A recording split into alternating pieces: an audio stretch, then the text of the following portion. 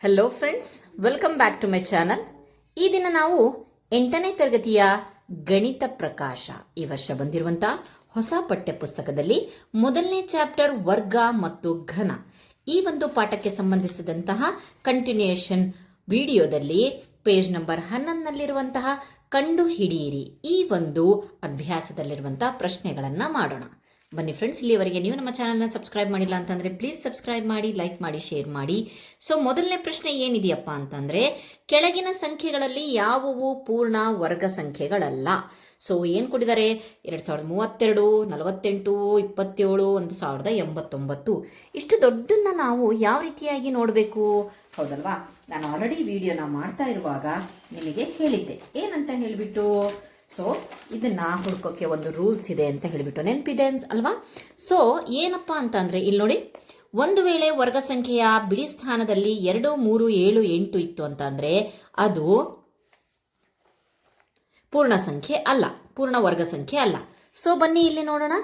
2, 0, 3, 2ರಲ್ಲಿ so ಇದರೊಳಗಡೆ ಏನಿದೆ, ಇದರೊಳಗಡೆ ಲಿಸ್ಟ್ ನೋಡ್ರಿ. ಲಾಸ್ಟಿಗೆ ಬಿಡಿ ಸ್ಥಾನದಲ್ಲಿ 2, 3, 7, 8 2 ಇದೆ. ಸೊ ಇದು ಅಲ್ಲ. ನೆಕ್ಸ್ಟ್ 8 ಇದೆ, 7 ಸಹ ನಮ್ಮ ಲಿಸ್ಟಲ್ಲಿ ಇದೆ, ಅಲ್ಲ ಅಂತ ಹೇಳಿ. ಸೊ ಇದು ಸಹ ಅಲ್ಲ. ನೆಕ್ಸ್ಟ್ 8 ಇದೆ, 8 ಸಹ ಈ ಲಿಸ್ಟಲ್ಲಿದೆ. ಸೊ ಇದು ಅಲ್ಲ.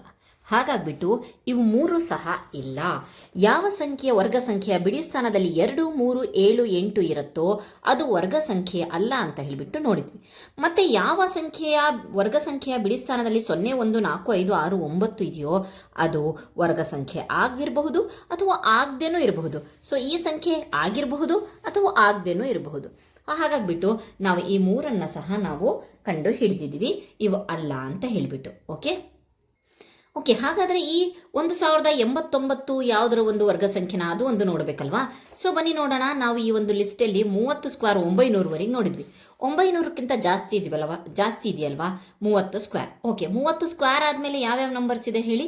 31 ಇದೆ. ಸೊ ಒಂದು ನಿಮಿಷ. 30 ಸ್ಕ್ವೇರ್ ಅಂತ ಅಂದರೆ 900. ನಮಗೆ ಬೇಕಾಗಿರೋದು 1089. ಸೊ 31 ಇದೆ, 32 ಇದೆ, 33 ಇದೆ, ಅದು ಎಷ್ಟಾದರೂ ಆಗಿರಬಹುದು. ಕಂಡೀಷನ್ ಬಿಡಿ ಸ್ಥಾನದಲ್ಲಿ 9 ಯಾವುದಕ್ಕಿರತ್ತೆ ನೋಡಿದ್ವಿ ನಾವು, 3 ಮತ್ತು 7. ಬಿಡಿ ಸ್ಥಾನದಲ್ಲಿ 9 ಬರಬೇಕು ಅಂತ ಅಂದರೆ 3 ಅಥವಾ 7. ಸೊ ಈಗ ನಮಗೆ ಹತ್ತಿರ ಇರೋದು ಯಾವುದು? 33 ನೋಡೋಣ. 7 ಆಮೇಲೆ ನೋಡೋಣಂತೆ. ಫಸ್ಟ್ 33 ನೋಡೋಣ. 33 × 33. ಓಕೆ, 9 9 9 9 17 18 10. ಎಸ್, ನಮಗೆ ಸಿಕ್ತು 1089. ಹಾಗಾದರೆ 1089 ಅನ್ನೋದು 33ರ ವರ್ಗ. ಹಾಗಾಗ್ಬಿಟ್ಟು ಸೊ ಇದು ಒಂದು ಪೂರ್ಣ ವರ್ಗ ಸಂಖ್ಯೆ. ಓಕೆ, ನೆಕ್ಸ್ಟ್ ನೋಡೋಣ. 2ನೇ ಕ್ವಶನ್.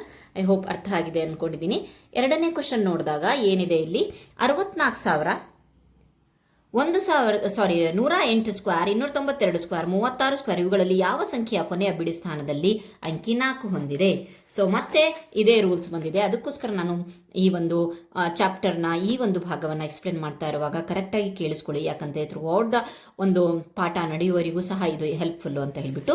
ಏನಿದೆಯಂತೆ? ಬಿಡಿ ಸ್ಥಾನದಲ್ಲಿ 4 ಹೊಂದಿದೆ. ಕಂಡೀಷನ್ ಏನು? ಬಿಡಿ ಸ್ಥಾನದಲ್ಲಿ 4 ಹೊಂದಿದೆ ಅಂತ ಅಂದರೆ 2 ಮತ್ತು 8 ಇರಬೇಕು ಅಲ್ವಾ? ಬಿಡಿ ಸ್ಥಾನದಲ್ಲಿ 2 8 ಇಲ್ಲ, 64 ಆಗೋದಿಲ್ಲ. 8 108 ಇದೆ. 2ನೇ ಕ್ವಶನ್ 108 ಸ್ಕ್ವೇರ್ ಬರುತ್ತೆ. ನೆಕ್ಸ್ಟು 2 ಮತ್ತು 8 ಇರಬೇಕಲ್ವಾ? 2 292 ಸ್ಕ್ವೇರಿಗೂ ಬರುತ್ತೆ. ನೆಕ್ಸ್ಟ್ 36 ಸ್ಕ್ವೇರ್ ಇಲ್ಲ. ಸೊ ಹಾಗಾಗ್ಬಿಟ್ಟು ಈ 108 ಸ್ಕ್ವೇರ್ ಮತ್ತು 292 ಸ್ಕ್ವೇರನ್ನು ಕಂಡುಹಿಡಿದ ಮೇಲೆ ಅದರ ಒಂದು ಬಿಡಿ ಸ್ಥಾನದಲ್ಲಿ 4 ಬಂದೇ ಬರುತ್ತೆ.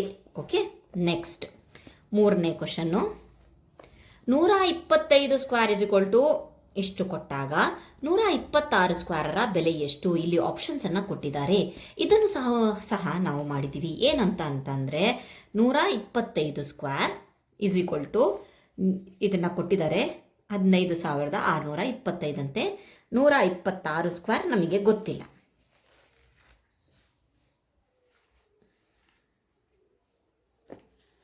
ಓಕೆ, ಏನಪ್ಪ ಅಂತಂದರೆ ಈಗ ಸ್ಕ್ವೇರ್ ಯಾವ ರೀತಿಯಾಗತ್ತೆ? ಕಾನ್ಸಿಕ್ಯೂಟಿವ್ ಏನೋ ಕ್ರಮಾನುಗತ ಬೆಸ ಸಂಖ್ಯೆಗಳನ್ನು ಕೂಡಿಸ್ಕೊಂಡು ಬರುತ್ತೆ ಅಲ್ವಾ? ಕೂಡಿಸ್ಕೊಂಡು ನಮಗೆ ಈ ನಂಬರ್ ಸಿಗುತ್ತೆ.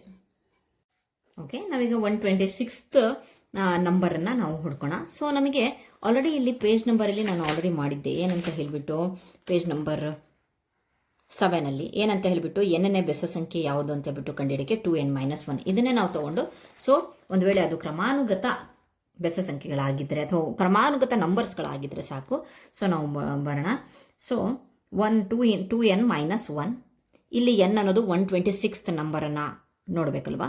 126 -1 252 -1 ದಟ್ ಈಸ್ 251.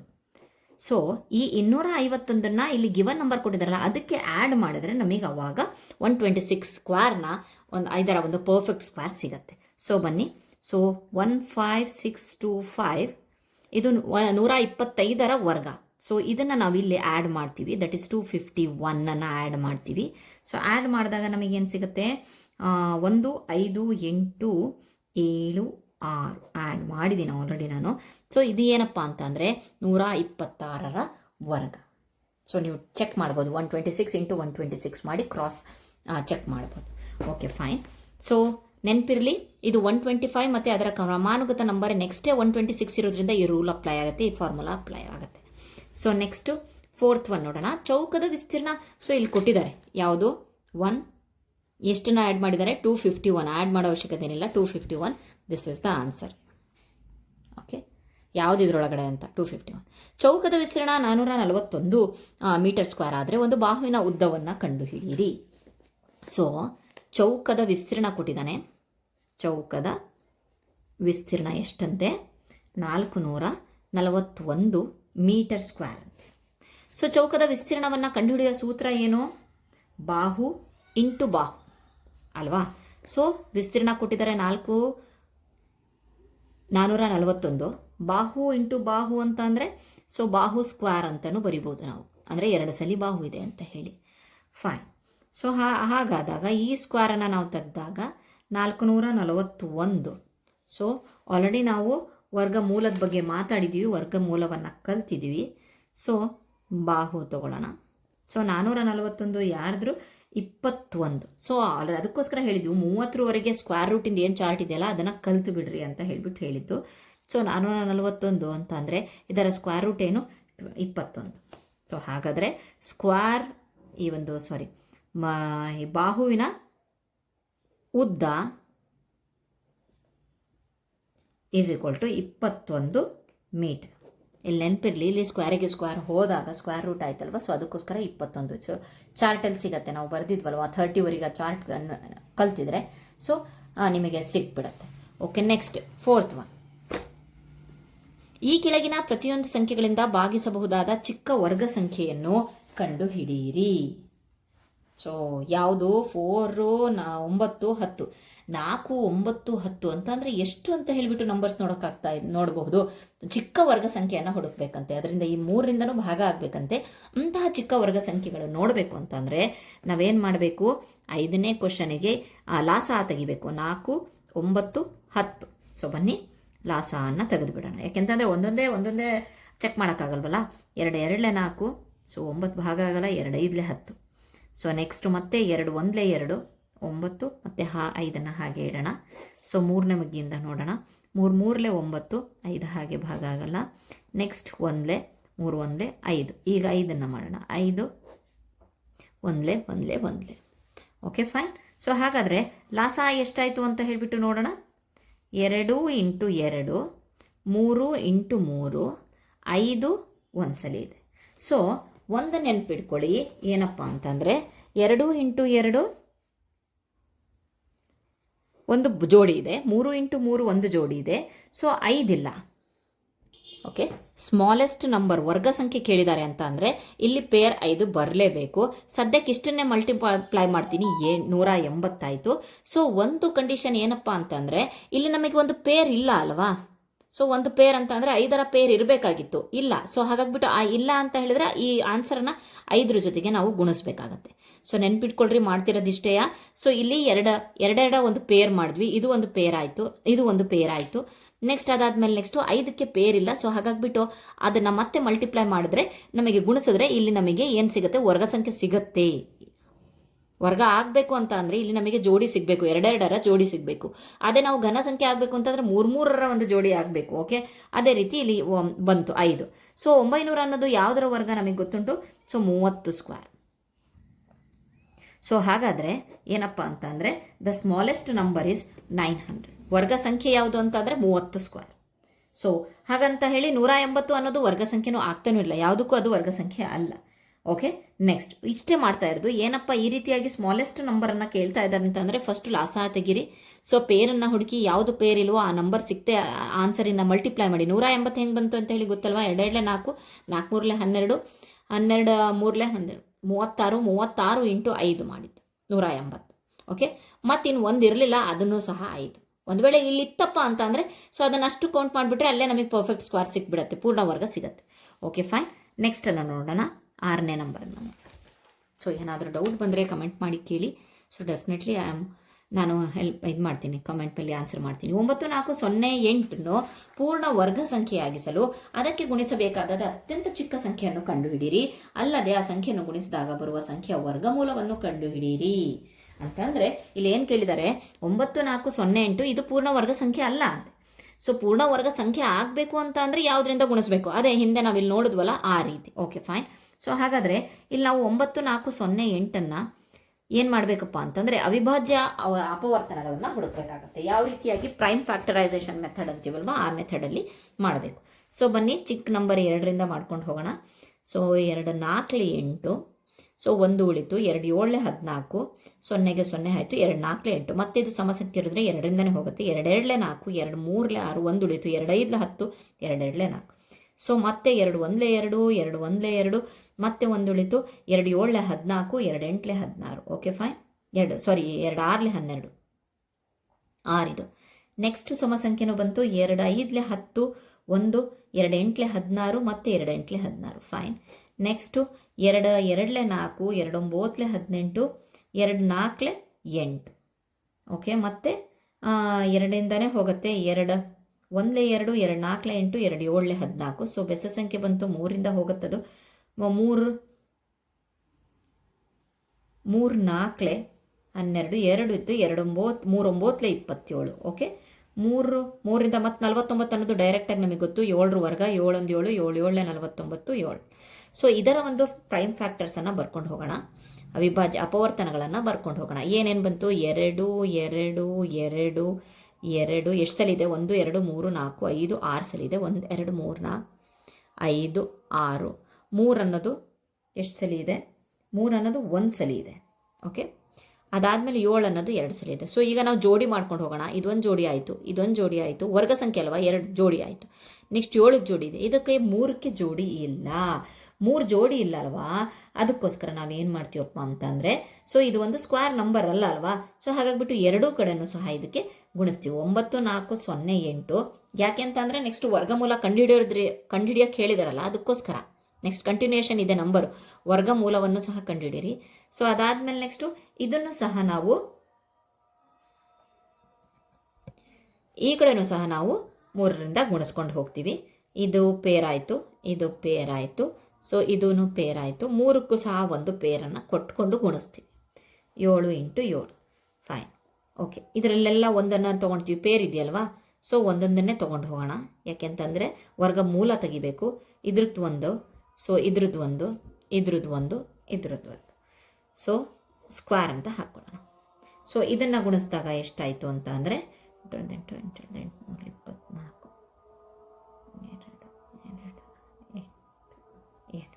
ಓಕೆ.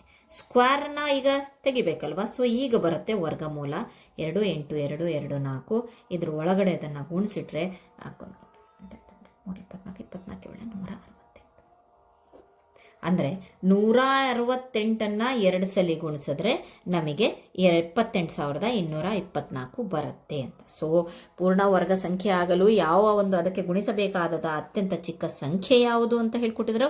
ಅಲ್ಲದೆ ಆ ಸಂಖ್ಯೆಯನ್ನು ಗುಣಿಸಿದಾಗ ಬರುವ ಸಂಖ್ಯೆಯ ವರ್ಗಮೂಲ ಕಂಡಿಡಿದರೆ ಇದರ ವರ್ಗಮೂಲ 168 ಆನ್ಸರ್ ಬಂತು.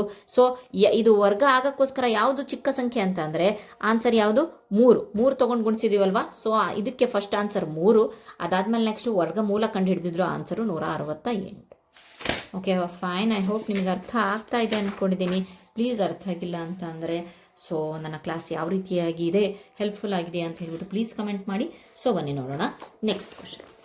ಈ ಕೆಳಗಿನ ಸಂಖ್ಯೆಗಳ ವರ್ಗಗಳ ನಡುವೆ ಎಷ್ಟು ಸಂಖ್ಯೆಗಳಿವೆ? ಇದು ಆಲ್ರೆಡಿ ನಾವು ಮಾಡಿದ್ವಿ. ಸೊ ಎಲ್ಲಿ ಮಾಡಿದ್ವಿ ಅಪ್ಪ ಅಂತಂದರೆ ಸೊ ನೀವು ನೋಡಬಹುದು. ಸೊ ಇಲ್ಲಿ ಮಾಡಿದ್ವಿ. ಈ ಎರಡು ಸಂಖ್ಯೆಗಳ ಮಧ್ಯಕ್ಕೆ ಎಷ್ಟು ವರ್ಗ ಸಂಖ್ಯೆಗಳಿದೆ ಅಂತ ಹೇಳ್ಬಿಟ್ಟು ಕಂಡುಹಿಡಿದ್ವಿ. ಅದನ್ನು ಒಂದು ಸೂತ್ರದ ಮೂಲಕನೂ ಮಾಡಿದ್ವಿ. ಅದು ಯಾವುದಪ್ಪ ಅಂತಂದರೆ 2n ಅಲ್ವಾ? 2n ಮಾಡಿಕೊಂಡು ಹೋಗಿದ್ವಿ. ಓಕೆ ಫೈನ್, ಬನ್ನಿ ನೋಡೋಣ.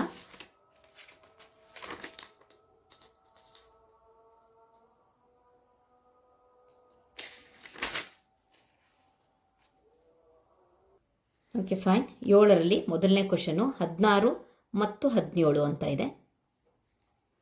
ಸೊ ಏನು ಕೇಳ್ತಾ ಇದ್ದಾನೆ ಅಂತಂದರೆ ಇವೆರಡರ ವರ್ಗಗಳ ನಡುವೆ ಎಷ್ಟು, 16 ಮತ್ತು 17 ನಡುವೆ ಅಂತ ಕೇಳ್ತಾ ಇಲ್ಲ, ಇದರ ಒಂದು ವರ್ಗಗಳ ನಡುವೆ ಅಂತಂದರೆ 16 ಸ್ಕ್ವೇರ್ ಅಂತ ಅಂದರೆ ಆನ್ಸರು 256, 17 ಸ್ಕ್ವೇರ್ ಅಂತ ಅಂದರೆ ಆನ್ಸರ್ 289. ಇವೆರಡರ ಮಧ್ಯೆ ಎಷ್ಟು ನಂಬರ್ಸ್ ಇದ್ದಾವೆ ಅಂತ ಹೇಳ್ಬಿಟ್ಟು, ಎಷ್ಟು ಸಂಖ್ಯೆಗಳಿದ್ದಾವೆ ಅಷ್ಟೇ. ಸೊ ನಾವು ಟೋಟಲ್ ಮಾಡ್ಕೊಂಡು ಕೊಡಬೇಕಾಗಿದೆ. 56 ಆದಮೇಲೆ 257, 250, 289 ಚಿಕ್ಕ ನಂಬರ್ ಇತ್ತು, ಹೇಗೋ ಕೌಂಟ್ ಮಾಡ್ತೀರಾ. ಸೊ ಫಾರ್ ಎಕ್ಸಾಂಪಲ್ಲು 4 ಮತ್ತು 9 ಮಧ್ಯೆ ಎಷ್ಟಿದೆ ಅಂತ ಹೇಳಿದ್ವಿ. ಫಾರ್ ಎಕ್ಸಾಂಪಲ್ 2 ಸ್ಕ್ವೇರ್ ಅಂತ ಅಂದರೆ 4, 3 ಸ್ಕ್ವೇರ್ ಇಸ್ ಇಕ್ವಲ್ ಟು 9. 4 ಮತ್ತು 9 ಮಧ್ಯೆ ಎಷ್ಟಿದ್ದಾವೆ? 5, 6, 7, 8, 9 ಇದೆ. ಸೊ 4 ನಂಬರ್ಸ್ ಇದ್ದಾವೆ ಅಂತ ಹೇಳಿಬಿಟ್ಟು ಬರುತ್ತೆ. ಓಕೆ, ಈ 4 ನಂಬರ್ಸ್ ಇದೆ. ಸೊ ಇಲ್ಲಿ ಬರಬೇಕಲ್ವಾ? ಸೊ ಅದಕ್ಕೋಸ್ಕರನೂ ನಾವು ಅವಾಗಲೇ ಹೇಳ್ಕೊಟ್ಟಿದ್ವಿ. ಏನಪ್ಪ ಅಂತಂದರೆ ಒಂದು 2n ಅನ್ನೋ ಒಂದು ಸೂತ್ರ ಇದೆ. ಏನು 2n ಅಂತಂದರೆ 2 ಅಂತ ಅಂದರೆ ಇದು 2, n ಅಂತಂದರೆ 2ರಲ್ಲಿ ಚಿಕ್ಕ ನಂಬರ್ ಯಾವುದು? 16 ಅಲ್ವಾ? ಸೊ ಅದನ್ನು ಗುಣಿಸ್ಬೇಕು. ಸೊ 2 16 32. ನೀವು ಎಣ್ಸ್ ನೋಡ್ರಿ, ಇದ್ರ ಮಧ್ಯೆ 16 ಸಂಖ್ಯೆಗಳು ಬರುತ್ತೆ. Okay fine. ನೆಕ್ಸ್ಟ್ ಎರಡನೇ ನಂಬರನ್ನು ನೋಡೋಣ. 99 ಮತ್ತು 100. ಸೊ ಮತ್ತೆ ಇದರ ವರ್ಗಗಳನ್ನು ಹೇಳಬೇಕು. ಸೊ 99 ಸ್ಕ್ವೇರ್ 100 ಸ್ಕ್ವೇರ್ ಮತ್ತೆ ಹುಡುಕೋ ಅವಶ್ಯಕತೆ ಇಲ್ಲ. ಸೊ ಡೈರೆಕ್ಟಾಗಿ ನಾವೇನು ಮಾಡೋಣ? 2n ಸೂತ್ರ ಹಾಕೋಣ. ಇದರೊಳಗಡೆ 2ರಲ್ಲಿ ಚಿಕ್ಕದು ಯಾವುದು? 99. 99 198 ಸಂಖ್ಯೆಗಳು ಇವೆರಡರ ಮಧ್ಯೆ ಬರುತ್ತೆ. ಓಕೆ, 99ರ ಸ್ಕ್ವೇರ್ನ ಮಧ್ಯೆ, ಇವೆರಡರ ಮಧ್ಯೆ ಅಲ್ಲ, 99ರ ವರ್ಗ ಮತ್ತು 100ರ ವರ್ಗದ ಮಧ್ಯೆ ಇಷ್ಟು 198 ಸಂಖ್ಯೆಗಳು ಬರುತ್ತೆ. ಎಕ್ಸಾಂಪಲ್ ನಾನು ಇಲ್ಲಿ ಕೊಟ್ಟಿದ್ದೀನಿ. Okay fine. ಬೇಕಾದರೆ ಇನ್ನೂ ಒಂದು ನಂಬರ್ ಕೊಡ್ರಿ ಅಂತ ಅಂದರೆ ಕೊಡ್ತೀನಿ. 3 ಸ್ಕ್ವೇರ್ ಮತ್ತು 4 ಸ್ಕ್ವೇರ್. 3 ಸ್ಕ್ವೇರ್ ಅಂತ ಅಂದರೆ ಎಷ್ಟು? 9. 4 ಸ್ಕ್ವೇರ್ ಅಂತ ಅಂದರೆ 16. 9 ಮತ್ತು 16ರ ಮಧ್ಯೆ ಎಷ್ಟು ನಂಬರ್ಸ್ ಬರುತ್ತೆ? 10 ಬರುತ್ತೆ, 11 ಬರುತ್ತೆ, 12 ಬರುತ್ತೆ, 13, 14, 15. ಟೋಟಲ್ ಎಷ್ಟಿದೆ? 1 2 3 4 5 6 ಸಂಖ್ಯೆಗಳು ಬರುತ್ತೆ. ಆ ರೀತಿಯಾಗಿ ಇದನ್ನು ಹುಡುಕ್ರಿ ಅಂತ ಹೇಳಿದ್ದಾರೆ. ಸೊ ಇಲ್ಲೆಲ್ಲ ಚಿಕ್ಕ ನಂಬರ್ ಇತ್ತು, ಹುಡುಕ್ಬಿಟ್ವಿ. 99 ಸ್ಕ್ವೇರ್ ಕಂಡು ಹಿಡಿದು 100 ಸ್ಕ್ವೇರ್ ಕಂಡು ಹಿಡಿದು ಅದಾದಮೇಲೆ ನಂಬರ್ಸ್ಗಳನ್ನು ಎಣಿಸ್ಕೊಂಡೋದ್ರೆ ಎಕ್ಸಾಮ್ ಮುಗಿಯುತ್ತೆ ಅಲ್ವಾ? ಸೊ ಹಾಗಾಗ್ಬಿಟ್ಟು ಈ ಒಂದು ಸಿಂಪಲ್ ಫಾರ್ಮುಲಾದ ಮೂಲಕ ಮಾಡಿದೆ. ನೆಕ್ಸ್ಟ್ ಬರೋಣ, ಕೆಳಗಿನ ವಿನ್ಯಾಸವನ್ನು ಪೂರ್ಣಗೊಳಿಸಿ. ಸೊ ಅದನ್ನು ಇಲ್ಲೇ ಮಾಡ್ತೀನಿ. ಸೊ ಪೂರ್ಣಗೊಳಿಸಿ ಅಂತ ಹೇಳಿಬಿಟ್ಟು ಕೊಟ್ಟಿದ್ದಾರೆ. ಏನು 8ನೇದು. ಸೊ ಬನ್ನಿ ನೋಡೋಣ. ಇಲ್ಲಿ ಏನು ಕೊಟ್ಟಿದ್ದಾರೆ ಅನ್ನೋದನ್ನು ತುಂಬ ಚೆನ್ನಾಗಿದೆ. ಇನ್ನು ಏನು ಕೊಟ್ಟಿದ್ದಾರೆ ಅಂತ ಹೇಳಿಬಿಟ್ಟು ನೋಡಿ. ಏನು ರೂಲ್ಸ್ ಅಪ್ಲೈ ಆಗಿದೆ? 1 2 square 2 square 3 square 2 square 3 square 6 square addition ಮಾಡಿದ್ದಾರೆ 7 ಸ್ಕ್ವೇರ್. ನೆಕ್ಸ್ಟ್ ಇಲ್ಲಿ ಏನು ಬರುತ್ತೆ ಅಂತ ಹೇಳಿಬಿಟ್ಟು, ಸೊ ಇದಕ್ಕೆ ಒಂದು ಸಿಂಪಲ್ ಆಗಿರುವಂತಹ ಒಂದು ವಿನ್ಯಾಸ ಇದೆ. ಏನು ಇಲ್ಲಿ ನೋಡಬಹುದು, 8ನೇದು ಇಲ್ಲಿ ಬರೆದು ತೋರಿಸ್ತೀನಿ. 1 square plus 2 square plus 2 square is equal to 3 square. ಫಸ್ಟನ್ನು ಕೊಟ್ಟಿದೆ. 1 2 ಎಷ್ಟಾಯಿತು? 1 ಇಂಟು 2. ಓಕೆ, ಅದಕ್ಕಿಂತ ಮುಂಚೆ ಇನ್ನೂ ಒಂದು ಬರೆದು ಬಿಡ್ತೀನಿ. 2ನ್ನ ಜೊತೆಗೆ ಹೇಳಿದ್ರೆ ನಿಮಗೆ ಅರ್ಥ ಆಗುತ್ತೆ. So 7 square. 1 2 2 ಇದನ್ನು ಮಲ್ಟಿಪ್ಲೈ ಮಾಡಿದ್ದಾರೆ, ಗುಣಿಸಿದ್ದಾರೆ. 1 2 2 ಬಂದಿದೆ 2. ಅದರ ನೆಕ್ಸ್ಟ್ ನಂಬರ್ 3. ಓಕೆ, ಇಲ್ಲೂ ಅದು ಕರೆಕ್ಟ್ ಆಗುತ್ತಾ ನೋಡೋಣ. 2 3 6 ಬಂದಿದೆ. ಅದರ ನೆಕ್ಸ್ಟ್ ನಂಬರ್ 7. ಸೊ ಅದೇ ರೀತಿ ನೆಕ್ಸ್ಟ್ ನಂಬರನ್ನು ಕೊಟ್ಟಿದ್ದಾರೆ, ಅದನ್ನು ಇದಕ್ಕೆ ಅಪ್ಲೈ ಆಗುತ್ತೆ ನೋಡೋಣ. 3 4 12 ಬಂದಿದೆ 12. 12ರ ನೆಕ್ಸ್ಟ್ ನಂಬರ್ 13. ಓಕೆ, ನೆಕ್ಸ್ಟ್ ನಂಬರನ್ನು ಕೊಟ್ಟಿದ್ದಾರೆ 4 square 5 square plus 20 square is equal to ಗೊತ್ತಿಲ್ಲ ಅಂತ ಬಿಟ್ಟಿದೆ. 4 5 20 ಇಂಟು ಮಾಡಿದ್ದಾರೆ. ಸೊ 20 ಬಂದಿದೆ. 20ರ next number 21. Okay, next find out ಮಾಡಕ್ಕೆ ಕೊಟ್ಟಿದ್ದಾರೆ ಏನಂತ ಹೇಳಿಬಿಟ್ಟು, ಇದು ಗೊತ್ತಿಲ್ಲ, ಇದು ಗೊತ್ತಿಲ್ಲ. 9 10 90 ಮಲ್ಟಿಪ್ಲೈ ಮಾಡಿ. 9 10 90 ಬರೀರಿ 90. ನೆಕ್ಸ್ಟ್ 90ರ next number 91 square. Okay fine. ಇಷ್ಟು ಸಿಂಪಲ್ ಆಗಿರುವಂಥ ಲಾಜಿಕನ್ನು ಇಟ್ಟಿದ್ದಾರೆ. ಓಕೆ, ನೆಕ್ಸ್ಟ್ ಈ ಕೆಳಗಿನ ಚಿತ್ರದಲ್ಲಿ ಎಷ್ಟು ಚಿಕ್ಕ ಚೌಕಗಳಿವೆ? ಈ ಚಿಕ್ಕ ಚೌಕಗಳ ಸಂಖ್ಯೆ ಅವಿಭಾಜ್ಯ ಅಪವರ್ತಿಸುವಿಕೆಯನ್ನು ಬರೆಯಿರಿ. ಫಸ್ಟು ಈ ಎಲ್ಲ ಸ್ಕ್ವೇರ್ಸ್ಗಳನ್ನು ನಾವು ಕೌಂಟ್ ಮಾಡಬೇಕು. ಎಷ್ಟು ಕೌಂಟ್ ಮಾಡಬೇಕು ಹೇಗಿದೆ ಅಂತ ಹೇಳಿಬಿಟ್ಟು ನೋಡೋಣ. ನೆಕ್ಸ್ಟ್ ಏನಿದೆ 9ನೇ ಲೆಕ್ಕ. ಫಸ್ಟು ಎಷ್ಟು ಸ್ಕ್ವೇರ್ಗಳಿದ್ದಾವೆ ಅಂತ ಹೇಳಿಬಿಟ್ಟು ನೋಡೋಕ್ಕಿಂತ ಮುಂಚೆ, ಎಲ್ಲದನ್ನು ಎಣಿಸ್ಕೊಳಕ್ಕಿಂತ ಮುಂಚೆ ಒಂದು ಅಡ್ಡ ಸಾಲಿನಲ್ಲಿ ಎಷ್ಟಿದೆ, ಇಲ್ಲಿ ಕಂಬ ಸಾಲಿನಲ್ಲಿ ಎಷ್ಟಿದ್ದಾವೆ ಅಂತ ಹೇಳಿಬಿಟ್ಟು ನೋಡೋಣ. ಅಡ್ಡ ಸಾಲಿನಲ್ಲಿ 9 ಇದೆ. 1 2 3 4 5 6 7 8 9. ಓಕೆ, ಅದೇ ರೀತಿ ಎಷ್ಟು 1 2 3 4 5 6 7 8 9 ಎಷ್ಟು 9 ಅಡ್ಡ ಸಾಲಿನಲ್ಲಿ ಒಟ್ಟು ಟೋಟಲು 9 ಇದಾವೆ. ಓಕೆ, 9 ಅಂತ ಅಂದರೆ 9 9 81.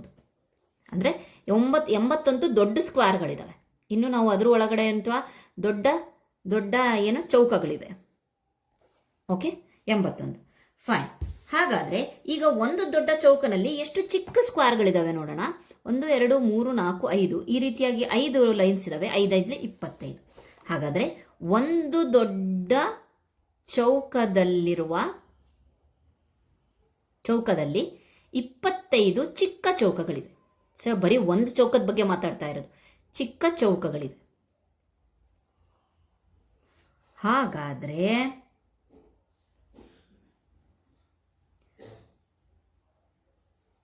81 ಚೌಕದಲ್ಲಿ ಎಷ್ಟಿದೆ ಅಂತ ಹೇಳ್ಬಿಟ್ಟು, ಹಾಗಾದರೆ ಒಟ್ಟು ಚಿಕ್ಕ ಚೌಕಗಳ ಸಂಖ್ಯೆ ಎಷ್ಟು? 81 ದೊಡ್ಡ ಚೌಕದಲ್ಲಿ 25 ಚಿಕ್ಕ ಚೌಕಗಳ ಸಂಖ್ಯೆ ಎಷ್ಟು? 81 × 25 ಅಂದರೆ 2025. ಈ 2025ರ ನಾವು ಏನು ಮಾಡಬೇಕಂತೆ? ಅವಿಭಾಜ್ಯ ಅಪವರ್ತನವನ್ನು ತೆಗಿಬೇಕಂತೆ. 2025. ಫೈನ್, ತೆಗೆಯೋಣ. ಏನು? 5 5 4 20, 0 5 5 25, 5 8 40, 5 1 45, 3 3ನೇ ಮಗ್ಗೆಯಲ್ಲಿ ಹೋಗುತ್ತೆ. 27 2 7 21, 3 9 27, 3 3 9, 3 1 3. ಸೊ ಇದರ ಅವಿಭಾಜ್ಯ ಅಪವರ್ತನಗಳಷ್ಟೇ ಕೇಳಿದ್ದಾರೆ, ಅವಿಭಾಜ್ಯ ಅಪವರ್ತನ ಮೆಥಡಲ್ಲಿ. ಸೊ ನಾವು 2025ರ ಅವಿಭಾಜ್ಯ ಅಪವರ್ತನಗಳನ್ನಷ್ಟೇ, ಆನ್ಸರ್ ಏನು ಕೇಳಿಲ್ಲ. 5 × 5, 3 4 ಸಲ ಇದೆ. 3 × 3 × 3 × 3. ಮತ್ತೇನು ಮಾಡಿರಿ ಅಂತ ಹೇಳಿಲ್ಲ ಅವಿಭಾಜ್ಯ ಅಪವರ್ತನಗಳು. ಸೊ ಬಂದಿದ್ದ ಆನ್ಸರಿನ ಅವಿಭಾಜ್ಯ ಅಪವರ್ತನಗಳನ್ನು ಕೇಳಿದೆ. ಐ ಹೋಪ್ ನಿಮಗೆ ಈ ಒಂದು ವಿಡಿಯೋ ಇಷ್ಟ ಆಗಿದೆ ಅಂದ್ಕೊಂಡಿದ್ದೀನಿ. ಇಷ್ಟ ಆದರೆ ಪ್ಲೀಸ್ ಲೈಕ್ ಮಾಡಿ, ಶೇರ್ ಮಾಡಿ, ಕಮೆಂಟ್ ಮಾಡಿ. Thank you.